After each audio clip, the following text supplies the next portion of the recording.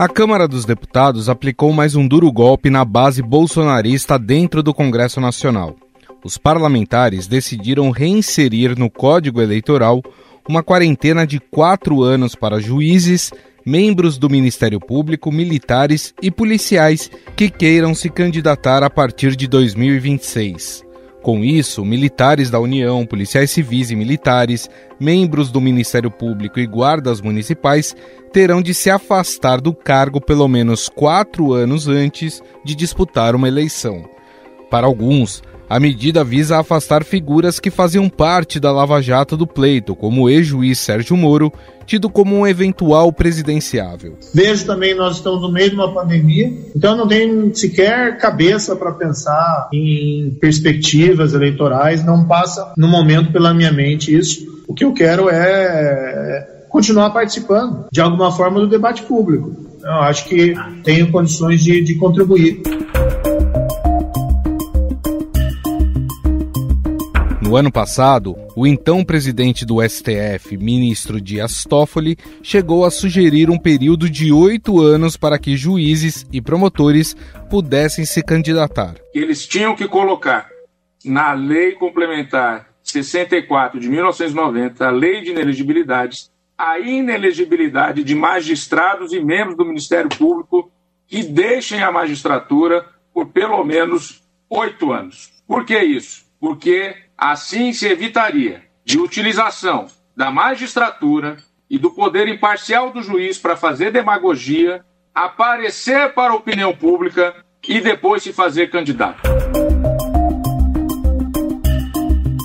Especialistas em segurança pública veem com bons olhos a medida para coibir a politização dentro das polícias militares, como aconteceu no caso do coronel da Polícia Militar do Estado de São Paulo, Alexander Lacerda. O comandante da PM foi afastado por desrespeitar o regulamento da corporação e postar publicamente ataques ao STF, ao governador do estado e convocar as pessoas para os atos bolsonaristas em 7 de setembro. E foi afastado nessa manhã das suas funções na Polícia Militar o coronel Alexander Lacerda, que atuava no comando de uma das unidades da Polícia Militar, por indisciplina. Aqui no estado de São Paulo, nós não teremos manifestações de policiais militares na ativa de ordem política.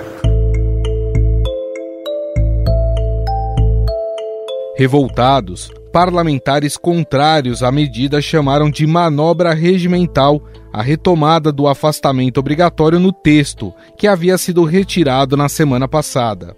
O deputado Igor Timo, do Podemos de Minas Gerais, não percebeu que o seu microfone estava aberto e xingou o presidente da casa, Arthur Lira. A felicidade e o ângulo de ver todas as movimentações do plenário, as articulações... Vai deixar eu falar de novo, quer ver que filha da... Quem é que falou aí? Presidente. Deputado Igor. Essa medida faz parte do novo Código Eleitoral, que está sendo discutido na Câmara. Para que as mudanças passem a valer nas próximas eleições, o texto que agora vai para o Senado precisa ser aprovado e sancionado pelo presidente da República até o início de outubro. Entre as mudanças estabelecidas no relatório está a proibição de divulgação de pesquisas eleitorais na véspera e no dia da eleição. Quem nos fala mais sobre essa medida aprovada pela Câmara é a repórter do Estadão em Brasília, Camila Turtelli. Tudo bem, Camila? Oi, Gustavo, tudo bem? Tudo bem por aqui, com você? Também, tudo certo. Camilo, o que a gente percebeu, né, que os governistas reclamaram muito aí de uma manobra que o presidente da Câmara, Arthur Lira, acabou fazendo para voltar essa questão da quarentena para membros do judiciário e militares. Por que esse assunto acabou sendo colocado novamente em pauta, já que na semana passada parecia uma decisão já tomada de que não haveria essa quarentena? Esse ponto aí da quarentena, ele apareceu num dos últimos relatórios da relatora, a deputada Margarete Coelho, antes do texto ir à votação, e ela colocou essa questão aí da quarentena numa das últimas versões antes de ir para o plenário, e isso gerou muita polêmica. Foi chamada de regra Moro, que era uma tentativa de barrar o ex-ministro da Justiça, Sérgio Moro. Enfim, a hora que chegou ali para votar, então ela colocou não mais valendo para 2022, valendo para 2026. O texto base do código, né, o texto principal foi aprovado com essa regra, daí a gente foi para a votação dos destaques. Os destaques são os pedidos que pedem para alterar determinados pontos do texto que são apresentados pelos partidos. Os partidos têm um número limitado do que eles podem colocar para votação nesses destaques. Na hora o PSL, ele colocou quase que todos os destaques que ele tinha direito foi em relação a essa quarentena. Então, o PSL primeiro colocou lá um destaque que era para tirar juízes e membros do Ministério Público da regra da quarentena. Depois tinha um destaque só para policiais, depois tinha um destaque só para militares. Na hora da votação, desse primeiro destaque que retirava da quarentena juízes e membros do Ministério Público, esse destaque acabou passando, e passou por uma margem muito pequena ali de 3 votos. O texto, para ser mantido, ele precisa de 257 votos para segurar aquela regra que está ali, e passou por 254. O pessoal considerou que foi meio que um erro de percurso ali, que quem estava a favor da quarentena dormiu no ponto e deixou passar por 3 votos.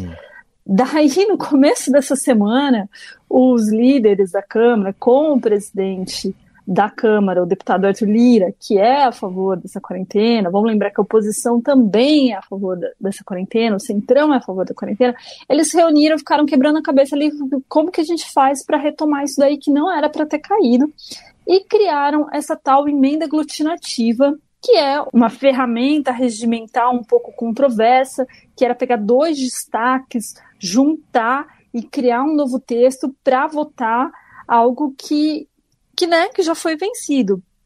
Isso gerou muita revolta no plenário, principalmente do pessoal ali da bancada da bala do PSL. O deputado Major Vitor Hugo, que é o líder do governo, ele brigou bastante ali, falou que isso não estava correto, que o presidente da Câmara estava tentando uma manobra. O Podemos também, que é presidido pela deputada Renata Abreu, foi contra isso daí, e o pessoal do Partido Novo também brigou bastante. Mas eles não tiveram número suficiente de deputados para barrar, para segurar essa regra, e essa quarentena foi retomada na votação que aconteceu de quarta-feira e avançou a madrugada de quinta-feira. Agora, entender um pouco, Camila, os motivos, né? O porquê que se queria tanto essa quarentena para militares e também para membros do judiciário. Seria para evitar aquela coisa do outsider, como aconteceu em outras eleições? Pessoas do judiciário, promotores, juízes, que se destacarem em alguma operação, conseguir ali se eleger e até mesmo, né, diminuir um pouco o poder de base do presidente Jair Bolsonaro com os militares, sabendo que boa parte dos militares são apoiadores, na verdade, do presidente Jair Bolsonaro. Tem um pouco a ver com isso? Então, tem toda essa questão política aí, né? O que eles tentam? A justificativa oficial para essa quarentena, que são pessoas que têm poder de decisão, que podem movimentar coisas importantes ali nas vésperas das eleições. Então tem essa tentativa de segurar esse pessoal aí da segurança pública. Vamos lembrar que ali antes da manifestação do 7 de setembro, teve aquela movimentação da polícia militar, de algumas pessoas ali da polícia militar, como até o Estadão revelou em algumas reportagens, convocando, chamando pessoas para manifestações aí em prol do presidente Bolsonaro. Então, assim, a justificativa oficial é evitar essa influência, essa vantagem que essas pessoas teriam em relação aos demais candidatos que não seriam detentores de cargos com esse poder de decisão, esse poder de influência na vida do país, né? Já dá para saber se os senadores estão com disposição de votar isso para que as regras já comecem a valer para o pleito do ano que vem, e se há também uma percepção de que alguns pontos desse novo Código Eleitoral podem ser modificados lá no Senado. Já se tem uma previsão em relação a isso? Na quarta-feira mesmo, né, no começo ali da tarde, teve uma reunião com o presidente da Câmara, Arthur Lira, com o presidente do Senado, Rodrigo Pacheco, com líderes da Câmara e com líderes do Senado. Eles sentaram ali para conversar principalmente sobre tem um pacotão, né, de projetos relacionados à reforma eleitoral tramitando no Congresso. Então, eles sentaram para conversar justamente sobre isso. Tanto que teve um comprometimento ali do presidente do Senado em colocar o código para votar, para tentar dar tempo de aprovar isso antes de outubro. Ele se comprometeu a conversar sobre isso até nessa sexta-feira. O senador Renan Calheiros, lembrando que é o relator lá da CPI da Covid, né, disse que vai trabalhar no Senado para para votar alguns aspectos do código rapidamente, principalmente a questão da quarentena. A gente percebe que essa questão da quarentena, ela tem muito apoio dentro do Congresso, e se for para escolher alguma coisa ali que deve passar, eu escolheria a quarentena. Agora, assim, esse código, ele é muito grande, ele é muito abrangente, ele tem vários outros pontos polêmicos que podem ser barrados no Senado, né? Ele tem questões que mexem com a lei da ficha limpa. Outra questão bastante polêmica dentro desse projeto é sobre a divulgação de pesquisas eleitorais. Uhum. Ele proíbe a divulgação de pesquisas eleitorais no dia anterior e no dia da eleição. Mas, assim, tem muita coisa, claro, esse projeto, né? São quase 900 artigos. Então, não sei como que o Senado vai dar conta de analisar isso até outubro, isso ir para sanção e, se tiver veto, voltar. Maravilha. Bom, nós conversamos com a repórter do Estadão lá em Brasília, Camila Turtelli, ela que acompanhou e continua acompanhando aí o desfecho do novo Código Eleitoral lá no Congresso Nacional, agora o texto encaminhado para o Senado, né? O Senado, como a Camila explicou, tem até aí outubro para dar o seu parecer, para votar, né? Para que essas regras, algumas delas pelo menos, comecem a valer já no pleito de 2022. Camila, queria te agradecer mais uma vez, muito obrigado, viu? Eu que agradeço, chame sempre, adoro participar do podcast.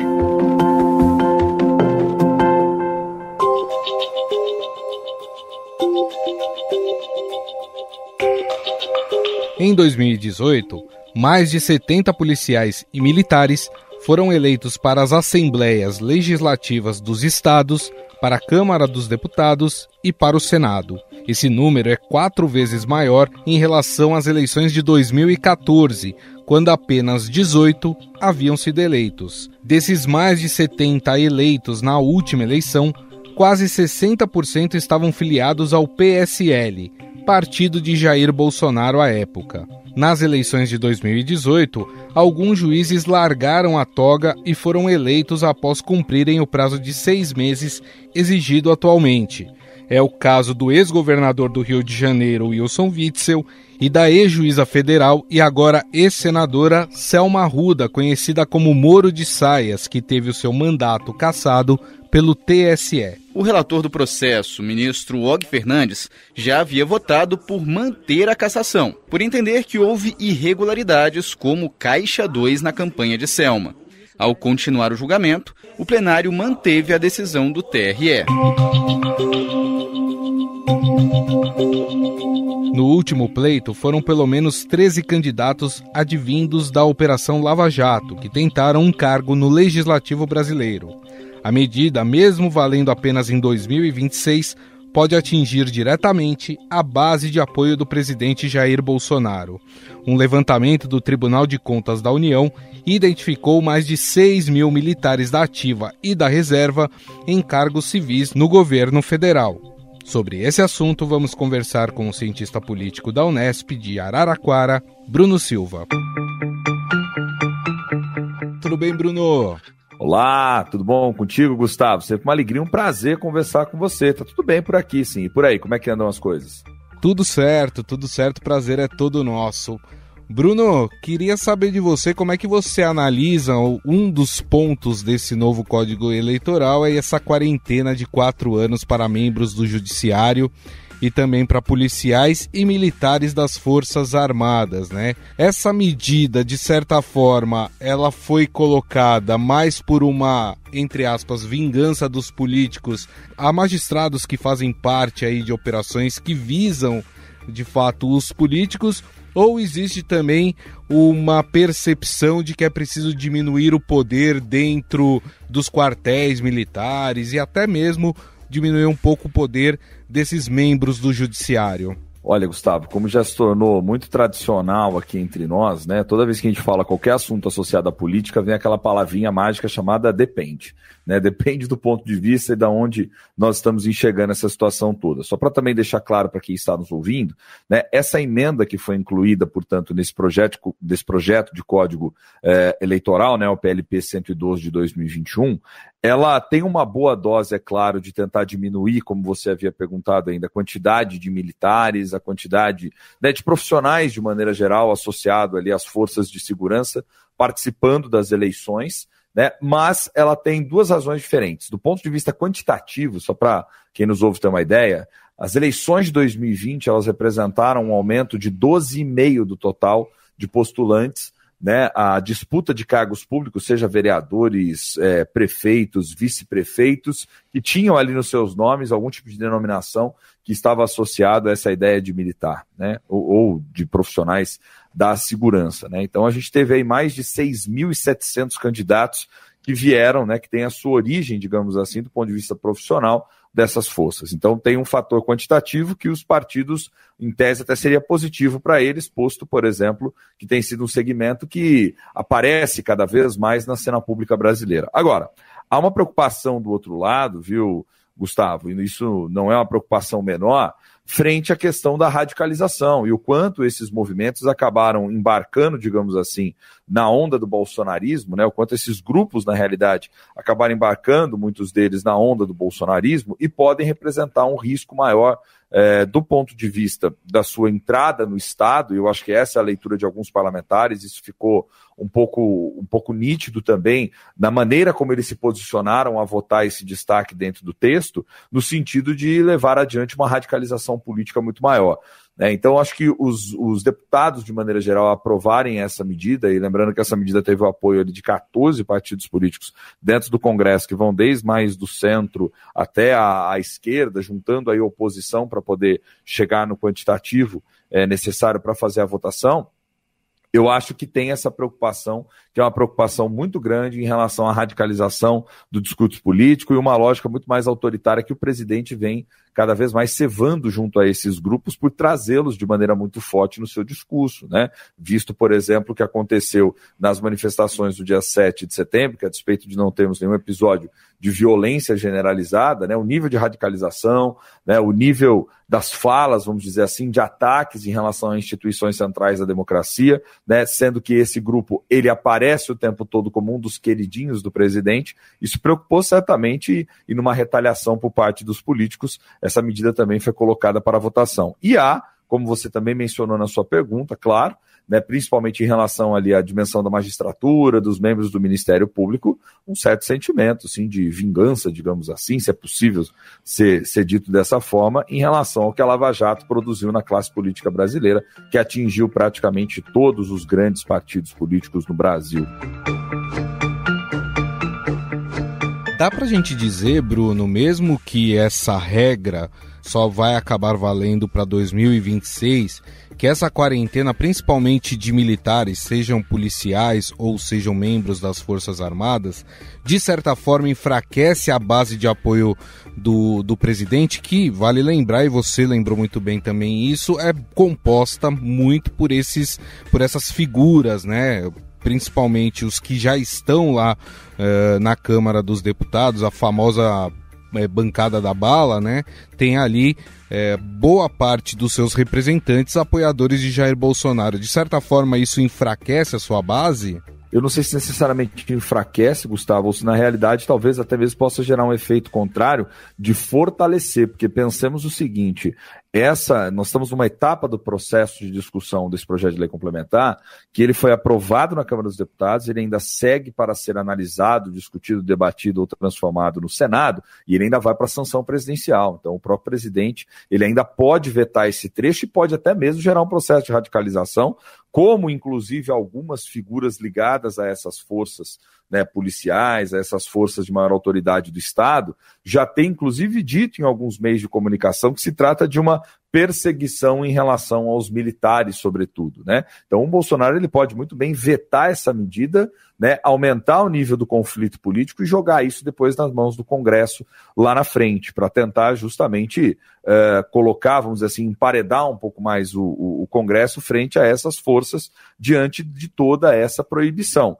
E tem também um cálculo político, né, Gustavo, que a gente não pode se esquecer, porque o mundo da política ele é feito, obviamente, do contexto do que está acontecendo ali naquele exato momento. Há uma expectativa, inclusive, talvez, de setores políticos, de deputados, parlamentares, lideranças de partido, né, de que numa eventual derrota, por exemplo, em 2022, do presidente atual Jair Bolsonaro, dessa escalada autoritária ou dessa radicalização do processo político ser ainda mais intensa, não só com ameaças, mas partindo inclusive para um nível de beligerância muito maior entre as forças políticas do país. E é preciso prestar atenção nos sinais também. Bolsonaro tem sinalizado muito para esse grupo, tem aprovado uma série de medidas que vão ao seu encontro, como, por exemplo, a mais recente, que beneficia, né, ou que traz ali uma facilidade maior para que os militares possam, por exemplo, adquirir a sua casa própria. Então, quer dizer, há uma série de sinais que vem sendo feitos por parte do presidente para essa base de apoio, que é onde ele vai nutrir o seu radicalismo, certamente. Bom, Bruno, nós tivemos aí outros pontos polêmicos que foram aprovados nesse novo Código Eleitoral. Tem a questão da limitação de divulgação de pesquisas eleitorais, que não podem ser publicadas 2 dias antes da eleição e nem no dia da eleição. Tem a diminuição do prazo para a Justiça Eleitoral analisar irregularidades nas campanhas. Tem uma série de regras aí que enfraquecem a lei da ficha limpa. Dá pra gente dizer que no cômputo geral, o texto que segue agora para o Senado é um retrocesso? Eu acho que, de maneira geral, o texto, eu não sei nem se ele chega a ser só um retrocesso para não ser descabido, né, Gustavo? Essa que é a grande verdade. O código em si, a proposta em si, ela representa, né, uma medida descabida. Por quê? Porque o seu teor, a quantidade de alterações que sugere, né, a quantidade de medidas novas que seriam realizadas é gigantesca. Eu acredito que nem mesmo os próprios parlamentares que estão ali deliberando, que estão votando, têm clareza, viu, Gustavo, da totalidade do impacto desse Código Eleitoral. Porque todo ano ímpar, a gente já está acostumado, principalmente quem analisa o cenário político, quem acompanha as movimentações do trabalho dentro do Legislativo, todos os anos ímpares a gente já está acostumado a verificar reformas eleitorais, né? Algumas reformas um pouco mais discretas, mas sempre há esse debate, sempre há esse desejo de mudança, sempre alguma coisinha aqui, outra ali, tenta ser corrigido por parte dos parlamentares. Mas agora, nessa dimensão e com essa profundidade, alterando pontos fundamentais do Código Eleitoral, a gente tem acompanhado isso pela primeira vez, acredito eu, no período mais recente aqui dos debates, né, nos últimos tempos. Então, o que acontece? Muitas do que está posto ali, as pessoas não têm nem clareza, a sociedade não teve clareza, não teve tempo para se mobilizar contra qualquer ponto, e as mudanças têm que ser aprovadas, se forem para ser para valer, num período muito curto, porque lembremos que as eleições já são em outubro de 2022, e qualquer alteração tem que ter pelo menos 1 ano de antecedência em relação à data de realização das eleições. Então, eu acho que, de maneira geral, o código, ele não deveria, esse projeto, essas alterações no código, não deveriam nem estar sendo postas para serem debatidas em discussão nesse exato momento, viu, Gustavo? Porque não tem envolvimento da sociedade, não tem uma legitimidade muito grande a respeito dessas mudanças, e mesmo a comissão que veio debatendo desde lá de trás, o relatório, né, que veio lá atrás da própria deputada Renata Abreu, enfim, tudo aquilo gerou uma baita confusão, porque eles tentaram resgatar uma série de temas, né, então, distritão, retorno de coligação, enfim, uma série de temas que aparentemente a gente nem deu conta ainda de conseguir entender os efeitos das mudanças produzidas em anos anteriores, e o pessoal já quer jogar tudo na lata do lixo e avançar. É aquela bendita da mania de imaginar que mudando a legislação você muda absolutamente tudo e corrige todos os problemas da política brasileira ou torna, né, algumas estratégias mais facilitadas e, portanto, a vida seguiria de maneira mais tranquila, né? Então, acho que a maneira como vem sendo feito na base do atropelo gera muito mais confusão e aí sim pode representar um retrocesso para a gente nem saber ao certo os impactos disso no sistema político brasileiro e na sociedade como um todo. Bom, nós conversamos com o cientista político da Unesp de Araraquara, Bruno Silva, que nos falou um pouco, aí fez uma análise em relação a esse texto do novo Código Eleitoral que foi aprovado na Câmara e agora segue para o Senado. Bruno, eu queria mais uma vez agradecer a gentileza, muito obrigado, viu? Imagina, eu que agradeço pelo convite, uma alegria sempre muito grande falar contigo e falar com todos os ouvintes aqui do Estadão Notícias. Até a próxima, Gustavo. Valeu. Estadão Notícias. O Estadão Notícias desta sexta-feira vai ficando por aqui. Contou com a apresentação minha, Gustavo Lopes, produção de Jefferson Perleberg e Ana Paula Niederauer, e a montagem é de Moacir Biasi. O editor do núcleo de áudio do Estadão é Emanuel Bonfim. E o diretor de jornalismo do Grupo Estado é João Fábio Caminoto. Mande a sua mensagem para o nosso e-mail, podcast@estadão.com. Um abraço e até mais.